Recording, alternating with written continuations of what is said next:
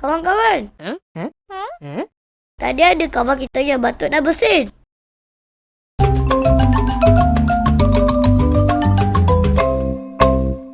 Setiap kali batuk dan bersin, tutup mulut dan hidung dengan tisu atau kain bersih.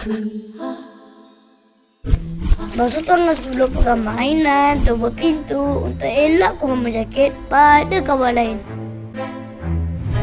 Terima kasih kerana menegur dan terangkan kepada kami.